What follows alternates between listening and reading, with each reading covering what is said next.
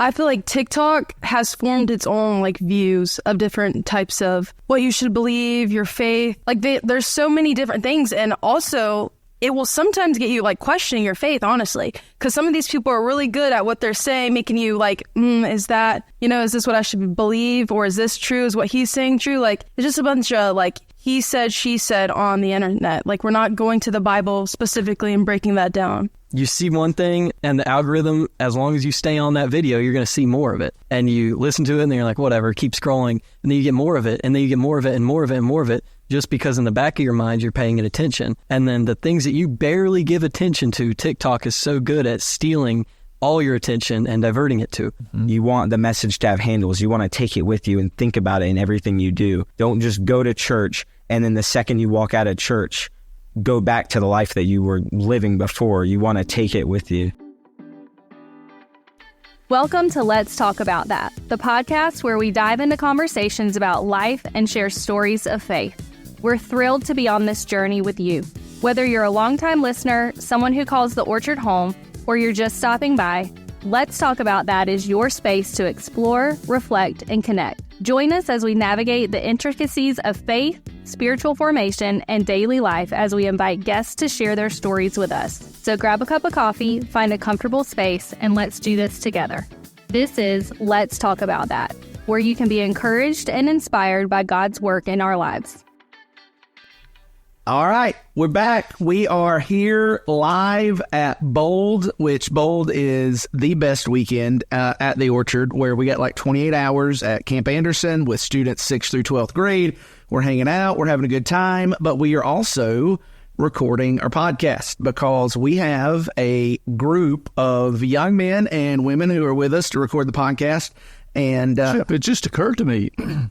Is this the first time the podcast has been on location?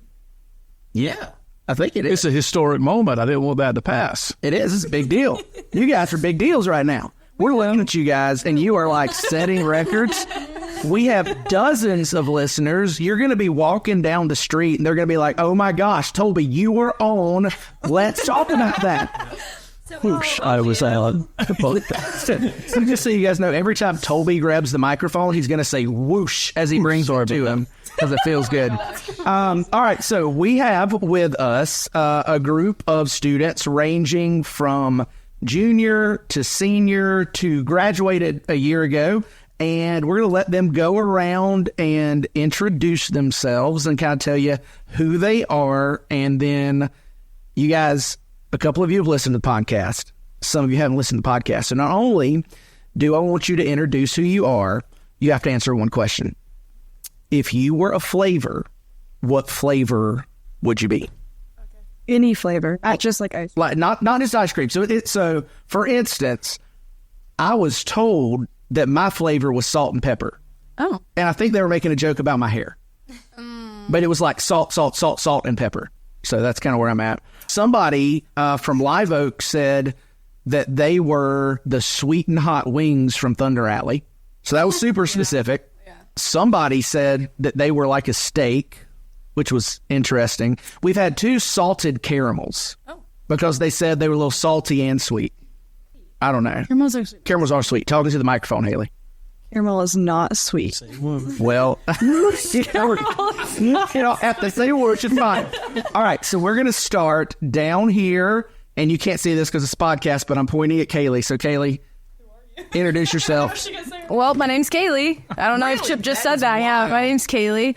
The flavor that it would be? Probably a Baja Blast from Taco Bell. Oh, that's great. I really that is right. I know that's a good answer. So good.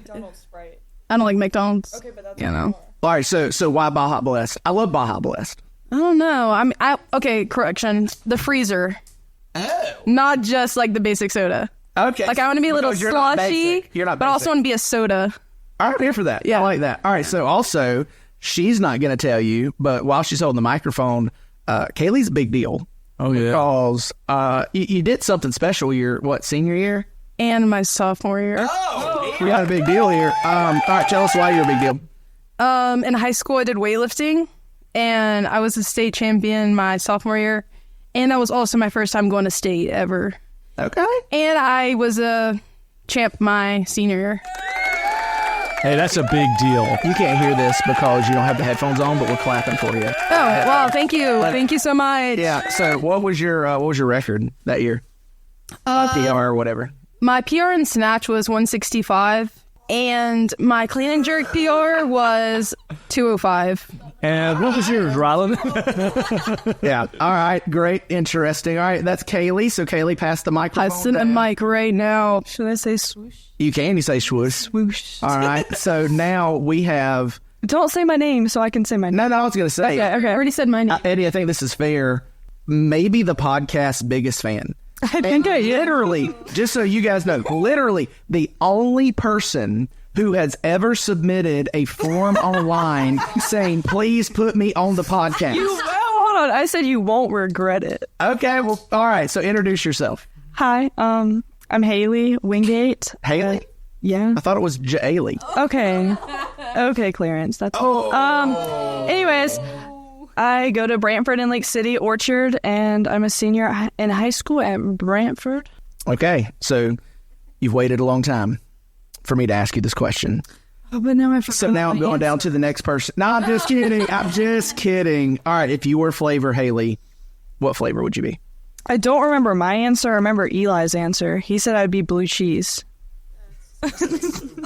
Wait. I know you guys can't hear this, but I'm going to have Eli's back and be like, Eli said you were blue cheese because it's the only thing that makes steak better. I don't know. No, he had a good explanation. I just don't remember it. So what was your flavor? Do you remember yet what you said your flavor was going to be? No. All right. We'll have to come back to you.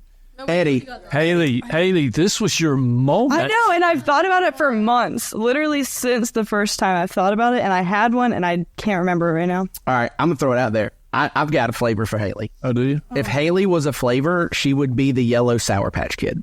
Oh.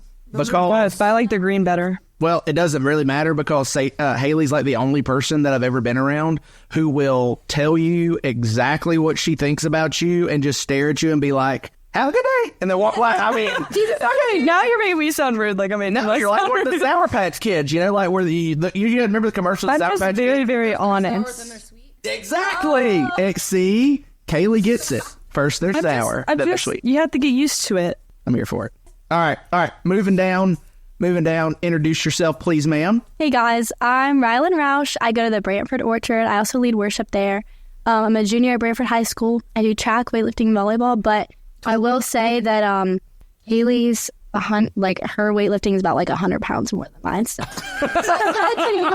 my snatch is 165.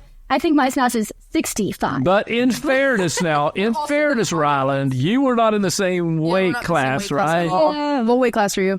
110. Okay, well, there we have it. I'm 199, so That's all muscle, girl. All muscle. All right. So, Rylan, if you were a flavor, what flavor would you be? Okay, mine might be wrong. I'm gonna go with hazelnut from the hazelnut iced coffee at Dunkin'. Okay. Here's super specific flavors. All right. So why? I guess because it's sweet, and I feel like I'm people tell me that I'm sweet, but I feel like it's also it's not typical. It's not basic. It's not like chocolate or vanilla. It's kind of. Okay. You know what I mean? All right. Look, I got to tell you guys this. Haley knows this probably because she listens to the podcast, but Mary Beth, who was one of Mary Beth and Aaron absolutely did a ton of work to make Bold happen, right? Me and Lucas and Pastor Eddie, we had to show up and help. They did everything to get us here.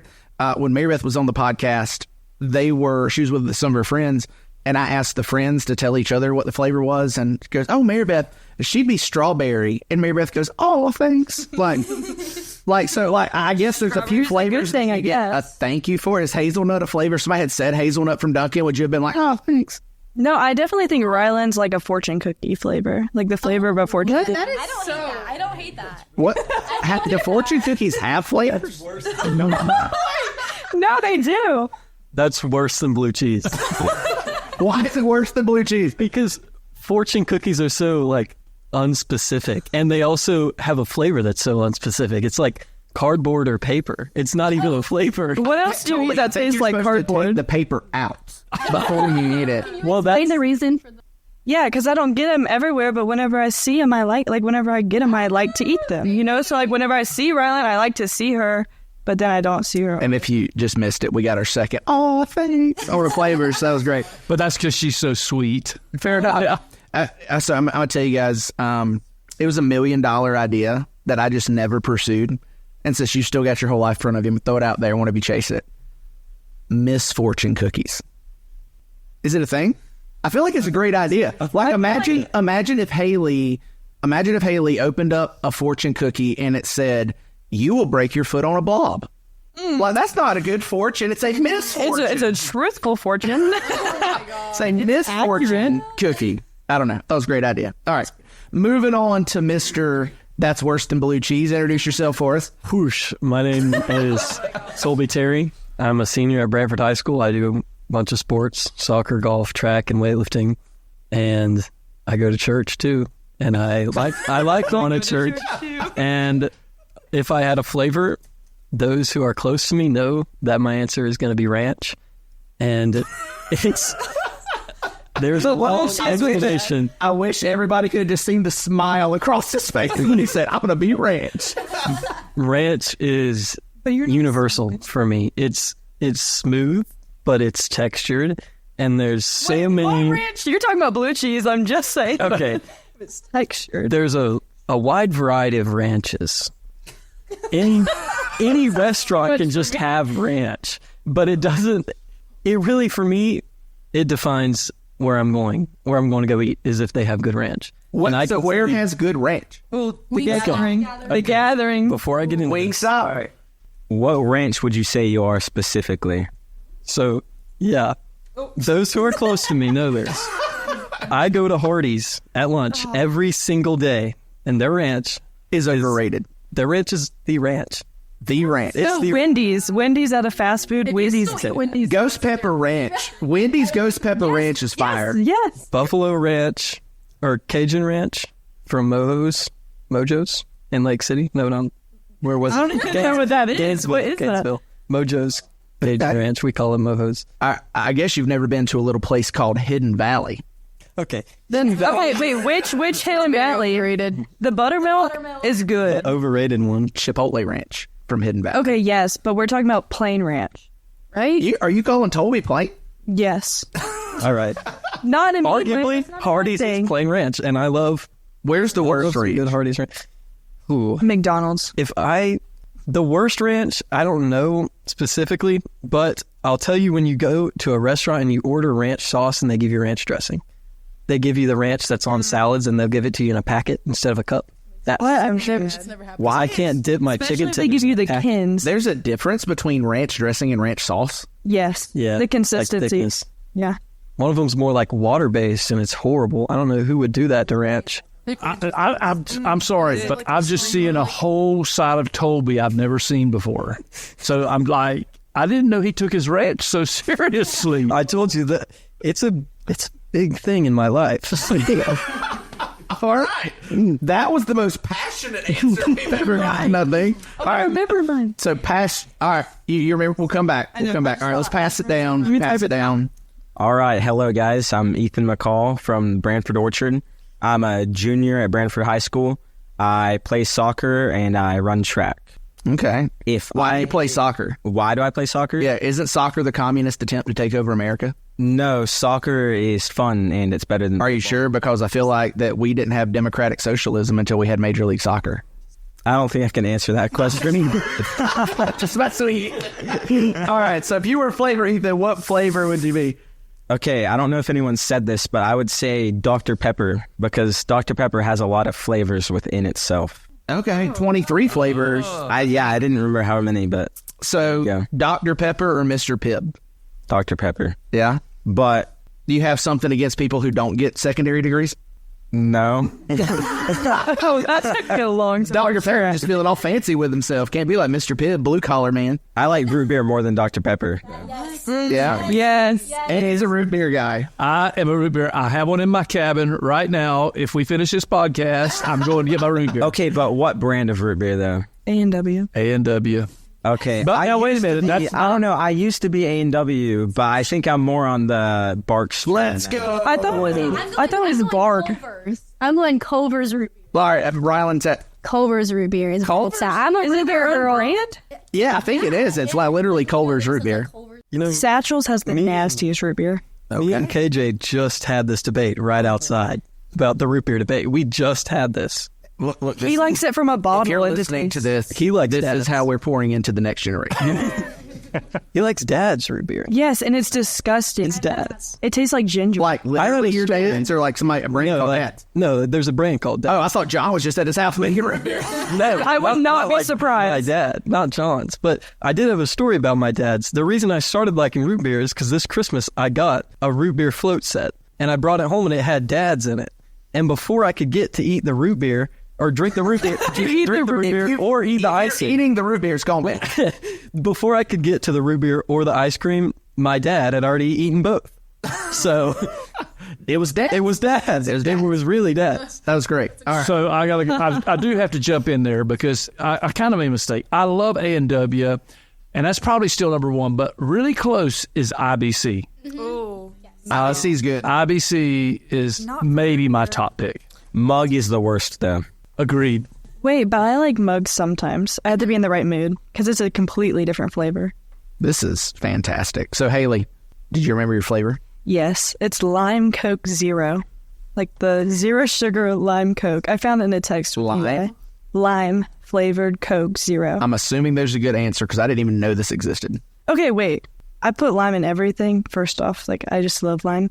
But Tell the truth. Tell the truth. You know how you got started on Coke Zero.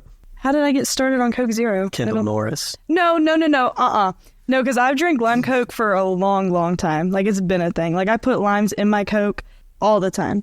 But lime Coke Zero specifically, because... Now I forgot my because. Well, Kendall Norris. Not because of Kendall Norris, even though I do love her. they say that Sprite is lemon lime, but I tried to make it at the house and they lied. There's more to it.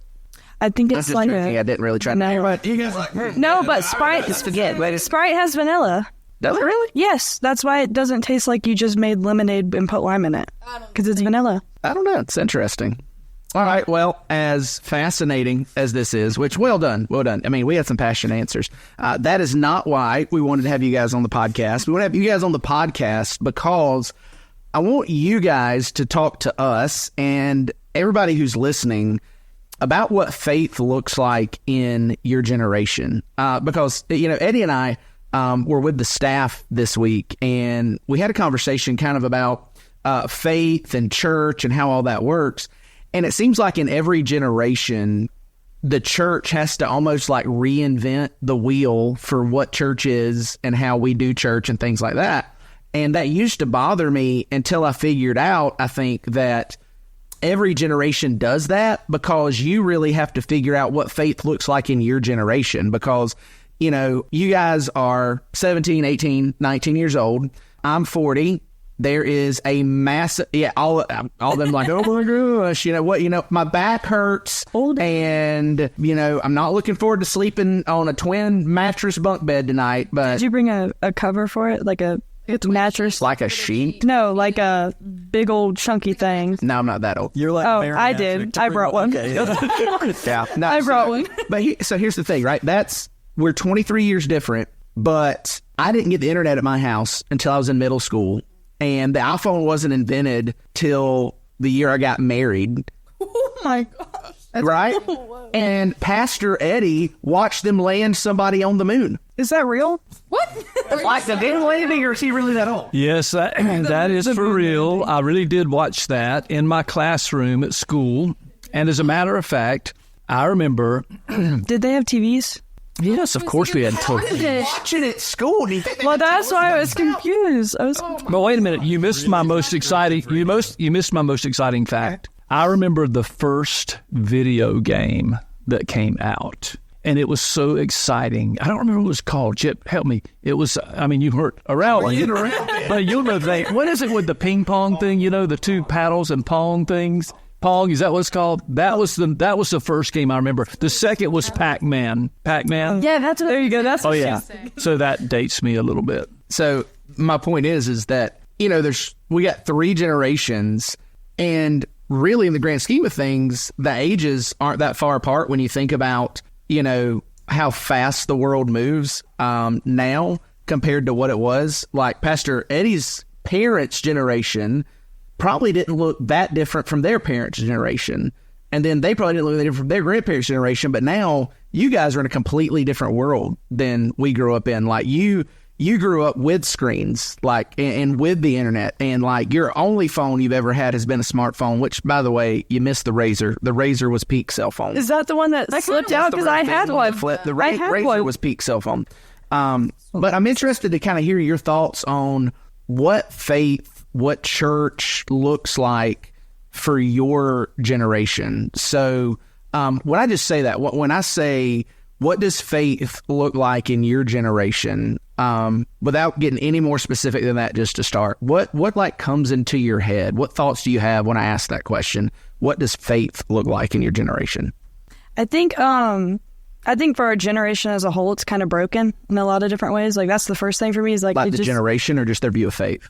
The generation, yes. Okay. Yeah. Like the view of faith for our generation is just completely broken. Like, it's just shattered for so many people, I think. So what do you guys think? You agree, disagree with that? Agree. What does that mean? Like, we say it's broken, like as in they don't have a good picture of it, or they don't care about it, or what does that mean for you guys who say, do you agree with that? I don't think it's a lack of hearing it, because there's so many churches around, and there's, like, everybody goes to church around here, to be honest. There's a few people that completely don't care about it. But those who call themselves a Christian and they'll go to church, yet still have no relationship with Jesus, like they hear it, but they don't understand any of it. That's so common. And I've picked up on that, like, recently, just being able to, like, talk to random different people from different schools and stuff like that. I thought it was just little old Branford because it's a little small town, but talking to people from completely other places, and they're like, for example, people I meet and they're like, we don't want to cuss around you because you're a Christian. We don't want you to get mad. Like, that's not what it means, obviously, but they're from Atlanta, or we had a weightlifting meet at Coffee County, Georgia. That's a 5A school. It's a huge school. And of course, there's people there that are hearing it plenty, but it shocks me how people don't, like, understand. Not that they don't put thought to it, but that it just hasn't clicked yet in their head. Do you think that they don't understand, or they just don't care? Like, it's just not, like, it's not relevant enough for them to think? I think it goes hand in hand. Like, if they understood more, they would care more. And if they cared more to understand, then they would. Yeah. So, Rylan, you seem like that, like, resonated with you a little bit. What do you think about that? Kind of piggybacking off what Toby said, I think the generation just has, like, a hardened heart. I think people hear the message. I think they understand it a little bit, but I think their heart is just so hard toward the message. For whatever reason, they've, like, maybe been hurt by the church before, or they just, they think it's too many rules. For whatever reason, I think their hearts are just hard toward it. Like, they don't even want to open the door to that at all. Okay. I think a big part of it isn't even just like that they don't necessarily believe the message and agree with the message, but they're hearing so many other messages that also sound like, oh, maybe that's the real truth, compared to this one that either my family agrees with, or this one that hurt my family in the past that I've heard of from different generations. Like, I think a lot of it is because we have so much thrown at us all the time. Like you said, because of the phones, because of just having everything at our fingertips. Like, there's so many more options. Why would we choose that one over this other one? Yeah. Yeah. So, Kaylee, you seem to, like, perk up when you said that about, maybe you got hurt by church, or, things like that. What's your thoughts with that? I'm going back to, like, the screen thing. So, like, social media, and I'm going to pick one specifically.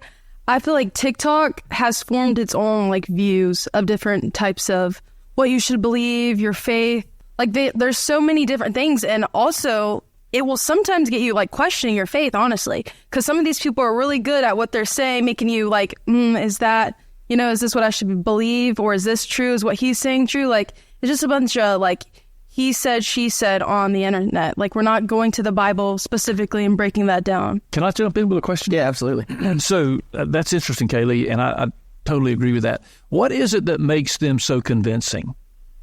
I feel like it's mainly always, like, non-believers as well.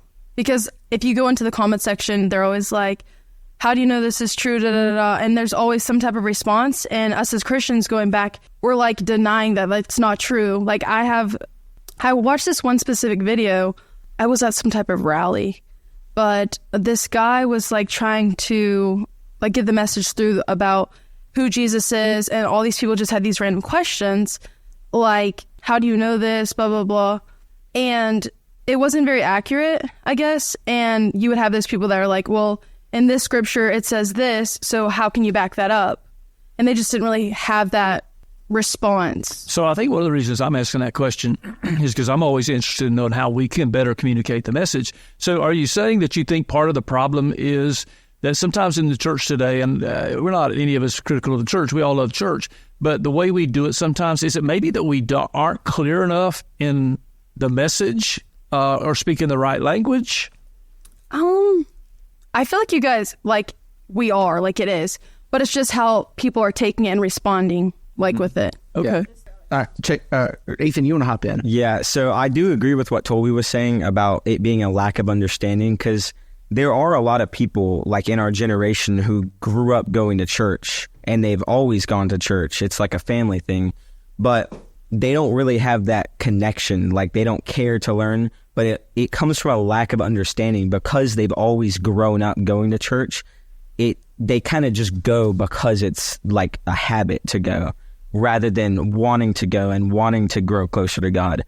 So it becomes just a ritual instead of something you're doing with intent and meaning behind it. Yeah, I think that's a thing that is really interesting to me when you look at the church in America to begin with.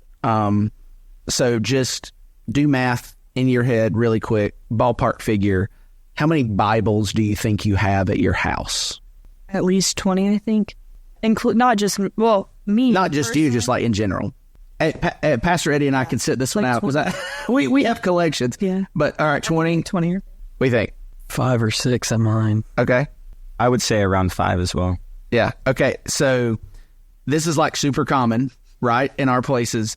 But there are still places on the earth where you have to smuggle a Bible in, and Christians who go to church together will take pieces of the Bible home with them so that if their house gets raided and they get that part of the Bible taken away, the church doesn't lose the whole Bible.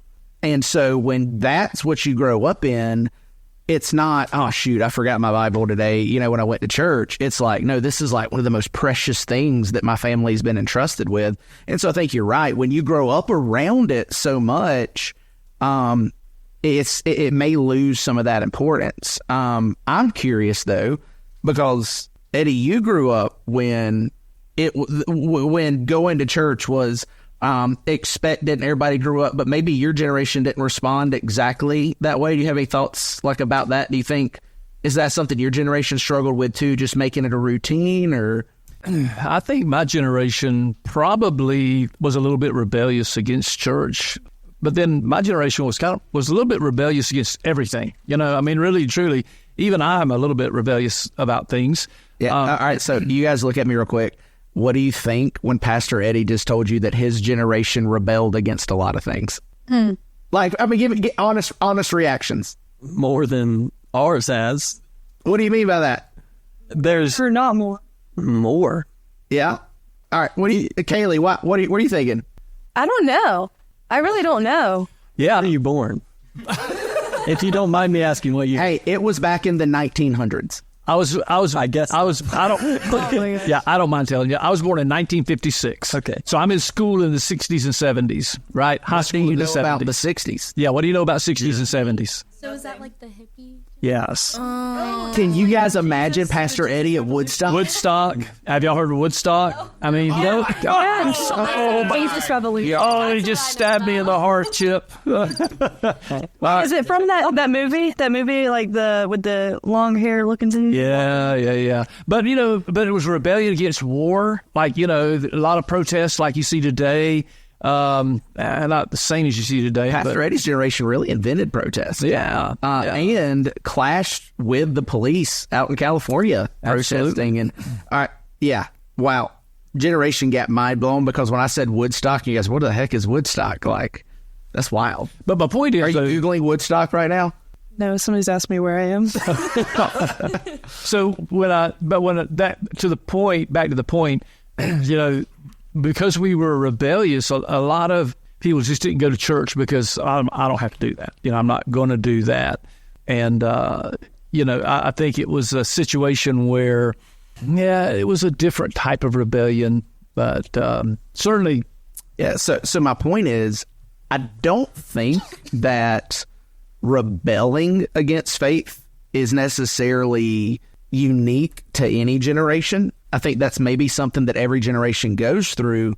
But what's, I think, different for your generation is what Kaylee hinted at, and that is when you start searching for things, when you rebel for it, you guys have so many more options that you're confronted with than Pastor Eddie was, than I was, because I think your generation, like any idiot with a phone, can have a platform. I mean, we're on a podcast right now. Like, you know what I'm saying? Like, it's so easy to have that TikTok account and be like, well, let me tell you about how the pyramids were built by aliens and Jesus was an alien that came down. Like, that guy's on TikTok. His name is, what's his name? Wesley Huff. Just debated that guy. Brian Carson. You're probably looking at the wrong guy. But like, the point is there was a guy out there, he was just on the Joe Rogan podcast, debated by Wesley Huff, and his whole thing, you know what I'm talking about? Like, his whole thing was that Jesus, posted about that on Facebook. I did, because this guy, like, he had a TikTok account, YouTube channel, massive following, and was an idiot. Like, anybody who studied biblical history, archaeology, the original languages, he was obviously wrong about everything he's saying, but he said it convincingly. He had a massive following. And how are you guys supposed to know that? Because you've not taken Hebrew, right? You've not studied biblical archaeology. And so now when you rebel, quote unquote, against church, and you're scrolling your phones and you're seeing all of these different options, that person, everybody in their hometown may know, oh, don't listen to that guy. He's cracked out. He doesn't know what he's talking about. We don't know that because he's living in his mom's basement, but he's got a 30,000, view account on his TikTok. So I think that makes that a little bit more difficult for you guys. I think back to what I was saying, but also like how you were talking about anybody can have like a platform. For everybody given Brantford or any of these small towns where there's a bunch of churches and there's a bunch of church going people, but there's not really like heightened understanding where people they care enough to be saved. On like TikTok, of course, I've been on TikTok before. I don't have it anymore, but you guys are judging me because I love TikTok, but whatever. I've experienced how it can literally drown you. Like, you see one thing and the algorithm, as long as you stay on that video, you're going to see more of it. And you get someone like you're talking about, and you're like, oh, that guy's crazy. And you listen to it, and then you're like, whatever, keep scrolling. And then you get more of it, and then you get more of it, and more of it, and more of it, just because in the back of your mind, you're paying it attention.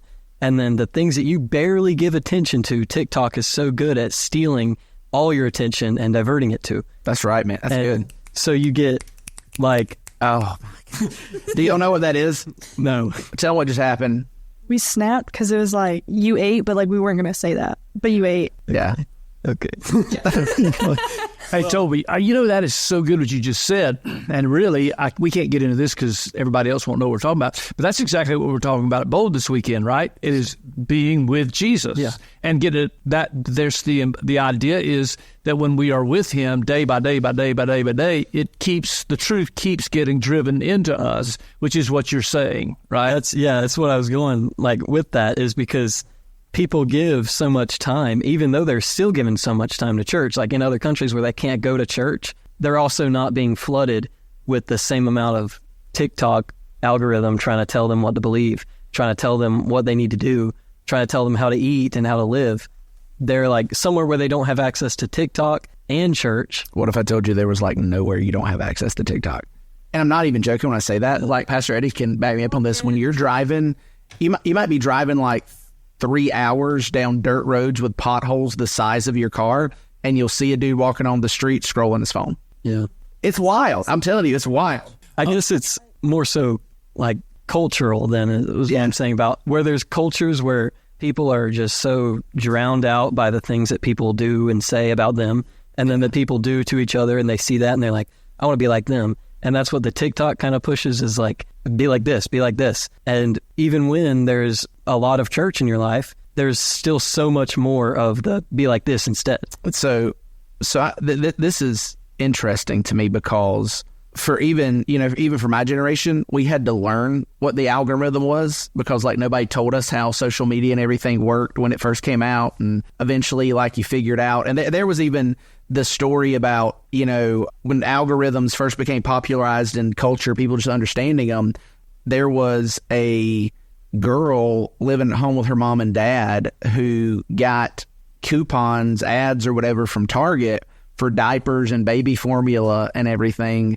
And she had just found out that she was pregnant and had not told her parents yet. But the algorithm, not on her phone, but just in advertising in general, figured it out and started targeting her with that. And so that's kind of the example of how people use to talk about the algorithm. That was news for us. You guys grew up hearing about the algorithm and knowing what it is. So are you aware of that? Like, is that a conscious thought when you're scrolling your phones and stuff? Like, oh, this is the algorithm. I got to figure out how to get this off my feed or whatever. Yeah, if I see something that I really don't like, I scroll past it until I find something like rug cleaning videos. I stay on those for I watch it three times through so I can get more of those instead of the videos I don't like. Also, TikTok has a feature where you can hold down the video and click not interested, and it'll show less of that on your feed. So does Facebook and Instagram and pretty much every social media site. Yeah, whenever I first deleted TikTok and I became an Instagram Reel girl, Instagram Reels. Instagram Reel is just TikTok 3 weeks later. I know. I know. But whenever I would get on Instagram, I would see things. I was like, I do not like this at all. Like, what is this? And I had to, get my algorithm set to where like things that I want to see, because at first it was just haywire, like absolutely crazy stuff. So I know this is going to shock you guys, but I really don't. I'm not on TikTok.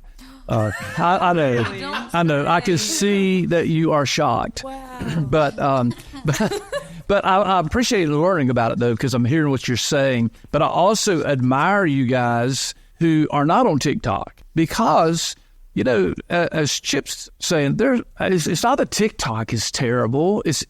But if it's not for me, and if it's leading me in a direction that is unhealthy, get rid of it. I think one thing for me is I was going to delete TikTok, and then it was 2 a.m. I was scrolling on TikTok. I came across this live video. It was so sad to me, because it was this guy who was claiming to be a Christian. On his live at the top, it was tell me your struggles and I'll give you advice, whatever. So I was like, let me just look at it. So I clicked on it. I was just watching it. I was seeing people comment in the thing. Somebody was talking about how they struggle with their identity. They said that they are LGBTQ, but they want to serve the Lord in the best way, this and this and this. And the guy's reaction to it was completely Bible belting them, telling them oh, you're going to hell, this and this and this and this. And I actually got the opportunity. I sent them a message on the comments. I just sent them my Snapchat, and I ended up getting to share part of my testimony with them just through Snapchat. This girl lives up in New York, and I got to have a conversation with her and kind of talk her through those things. So I think it was also good. So that does not surprise me at all. In all seriousness, we joke around with Haley a lot, but Haley has one of the most compassionate hearts for people and wanting to impact sin in our area, and will share the gospel with just anybody you see. I mean, first she's sour, then she's sweet. Oh, there you go. But so that surprised me. But that's a good point, Haley, that it can be used for good, right? It's a tool. And I mean, honestly, that's fascinating to me that you guys are so aware of how social media is shaping you, that you're actively trying to shape your social media to make it something that you want to be a part of. And I think that's good. I think that maybe your parents' generation and your grandparents' generation could learn from that, because I swear I was told growing up, you can't believe everything that you read on the internet. And now I'm having to tell that same generation that told me that, hey, what you're doing is you're following a spoof page. It's a troll page. And, just because you copy and paste this doesn't mean that you're going to see more of your friends' stuff come on because a lawyer, it's so funny how that happens. But it's encouraging that you guys are aware of that and shaping that. So let me go back to part of the they don't understand it. They don't get it. What do you think is the biggest hang up that you've seen people in your generation have with the church? We don't say faith in general, just the biggest hang up people in your generation have had with the church. I hear a lot about hypocrites in the church. Same, fam. Like that, I feel like that's one of the biggest like holdups for a lot of people, especially when they're like, they're telling me I can't do this, but they're doing the same thing, and they don't want to feel judged coming into the church. There's somebody in my life who's like that, and I'm trying to like slowly but surely get them to come to church. Yeah, but they're just, yeah. Yeah, so still caught up on that. Yeah, so what do you guys think about that? Like, do you hear about the hypocrisy? People complain about hypocrisy in the church a lot. Yeah, a lot. But I've had people even come to me because I'm really like, I'll Jesus bomb a conversation really easy, but I'll also still like have a normal conversation with somebody. But I don't think you do. What? Conversations with anybody? I have normal conversations. They're normal Conversations, period. Well, like busy stuffing his face with rat. I'm just like, what I mean by normal conversation is just like joking around with people and doing things that are just like normal in everyday life. But then when I feel like I'm getting off track and I'm about to do something that doesn't glorify God, I know it's not normal. And then I point it out to somebody and they're like, yeah, but whatever, I've seen a pastor do this, or I've, like, why are you saying that to me? I believe in God too. Just kind of like that whataboutism. Yeah. And then it's like, yeah, but if it boils down to it's okay that I do it, even though you know it's wrong, the fact is that you know it's wrong. So if it doesn't glorify God, why are you going to do it? Yeah. And that's why I think if people understood a little bit more, they'd care a little bit more. That's good. If they understood what like Jesus actually did for them, if they would have just like asked, they would care about the fact that what they're doing is doing in direct opposition to a perfect and moral and just God who actually cares about them and sacrificed himself for them already. Yeah, that's good. Ethan, what do you think about, either jump in with what Toby said, or if you got another, hey, I think this is a hang up that people have had with the church. So from your question, I feel like I can provide some insight because I actually was not going to church or trying to build like a relationship with Jesus until around October when Haley and Toby mentioned it to me. Jesus bombed. And exactly, they Jesus bombed me. Outside of Subway at like 10 o'clock. But outside of Subway at 10 o'clock. At what time is the most Branford thing I've ever heard? Well, they closed. They locked us out. So we had to go sit on the curb. Yeah. We were trying to do it to somebody else too, but he sat away from us and then it went in the conversation. All right. Go ahead, Ethan. Okay. So whenever I was not going to church, the main thing that I would say to people is the exactly what you were saying, is the hypocrisy of it. That I would think to myself, not necessarily say it out loud, but just think to myself, why should I go to church and listen to these people when, to my understanding, they were doing all these things that they said were wrong? And it's not to say that people don't do those things, but that's more so the other side of it that we were talking about. The people that go to church and say they're Christian, but they don't have faith. Because having faith and being a Christian are not the same thing, in my opinion. What helped you distinguish between those? That there are, like, I think we would all admit, right? Nobody's perfect. Just because you go to church doesn't make you perfect. Going to church is just an admittance that I'm not and I need Jesus. But there's a group of people who, as Toby has said, hey, I want to honor God. I want to be obedient to God, even though I'm not perfect. And then there's also people who just identify as Christians, go to church, and really could care less. How did you kind of sort through that? I honestly don't know how to answer that question, but I don't know. I think that's sort of what I was saying earlier, is it comes from a lack of understanding, because whenever they do just go through the routine of going to church and don't actually like understand the meaning of it, of trying to build a relationship with Jesus, they're never going to get anything out of it. And it's never, like Pastor Eddie's been saying, like Bold is, the whole message of Bold is that you should walk with Jesus in everything. Do not just go to church and then leave and forget about the message, forget about everything. Like you say a lot, give it handles. You want the message to have handles. You want to take it with you and think about it in everything you do. Don't just go to church and then the second you walk out of church, go back to the life that you were living before. You want to take it with you. Do you mind? Let me press into this, and any of you jump in on it. Where have you seen our older generations, my generation, Pastor Eddie's generation? Where have you seen our generation leave what we have preached to you and kind of walk away from it and do our own thing? Does that make sense? You get what I'm saying? Like, where have you seen our generation really enable that view of hypocrisy about the church? I mean, I've seen preachers online and I've seen them in person where they just couldn't care less about their message. But then at the same time, they're like cussing and stuff during a sermon. And they're like, it's fine. It's like not like being dismissive of it, but not saying like it's okay to cuss. But they're just like, yeah, it's going to help me. It's going to help me further my point. But it's not. And then I've also heard people say, like, just on the topic of cussing, that they're like, it doesn't matter. It's just a word. It doesn't matter. Well, if we go by that logic, murder doesn't matter. If we go by that logic, anything that Jesus said doesn't matter, because what Jesus said triumphs. So if it's like cussing doesn't matter, if it's this doesn't matter because I don't think it is, that's a path to death.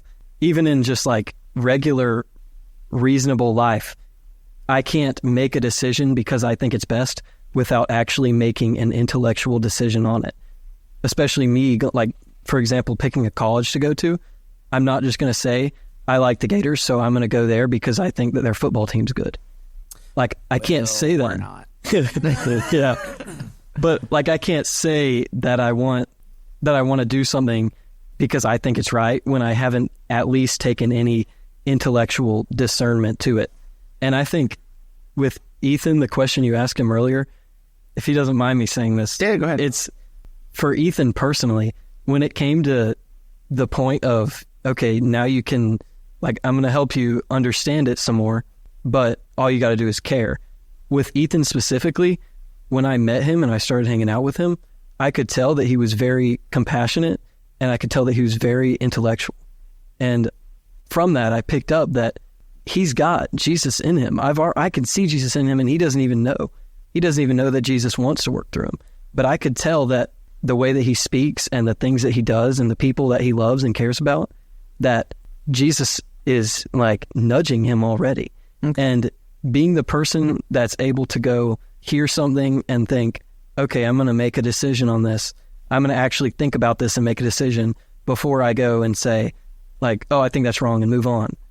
That's where people go. In Ethan's case, they'll think about it, and he, of course, developed some faith from it because he just didn't understand before. So I think you make a good point. You know, you said you saw something in Ethan.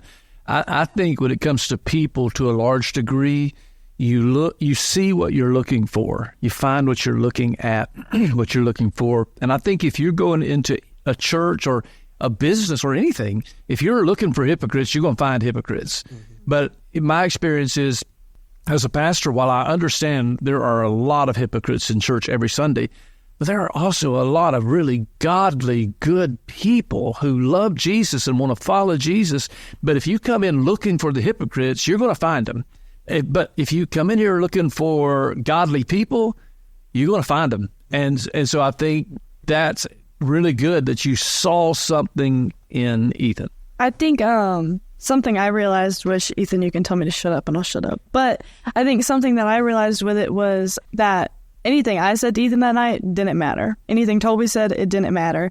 What mattered was that his sister Sophia had been praying for him for 3 years, going on 3 years. His mom has been praying for him. His dad was praying for him. He has had so much support. So I think that might have been what I personally saw, is because I have siblings who are wilding out. But, and like, I'm continuously praying for them. So for me, it's like, what I saw was a sister who was hurting because she wanted to see her brother in eternity. So that, for me, I'm just grateful that Ethan was open to even have a conversation, because we had different views at the time, and anything I said, he didn't shut it down and say no. He would say, but hey, what about this? Like, what about this in that moment, Yeah, that's good. Riley, what you I got? just want to add that. No, you good? Mine was kind of going back to what you were saying about like what pushes people away in the church, like hypocrisy and stuff like that. And Pastor Eddie, you mentioned like having really godly people and then the hypocrites. And I feel like there's also kind of an in between with that, maybe like the lukewarmness. Is that a word? Like kind of like some people that they will preach the message and they'll be leaders, but then if their life doesn't reflect it, I mean, I guess you could kind of call that hypocrisy as well. But it's just like a lukewarm faith, I feel like, is really common around here that could also push people away from the faith because it's like not seeing people on fire for God, but more people who are picking out the parts of the Bible that they want to use to support their message. The choosing of what scripture they're going to take out of context that day and use it for whatever they want to share. Next time on Let's Talk About That. Give me some examples of that. Where have you seen the church take cherry pick scripture? When we were talking about providing for your family and stuff like that, sin versus sinner, person versus their sin. I feel like the church has the biggest impact on my generation whenever it actually goes out into the community and connects with my generation. We hope you enjoyed this special episode of Let's Talk About That. Be sure to tune in next week for part 2 of this conversation as we continue to dive into the topics of faith and the church with these students. In the meantime, we encourage you to subscribe to the podcast so you don't miss an episode and share it with a friend to encourage them. We'll catch you next week.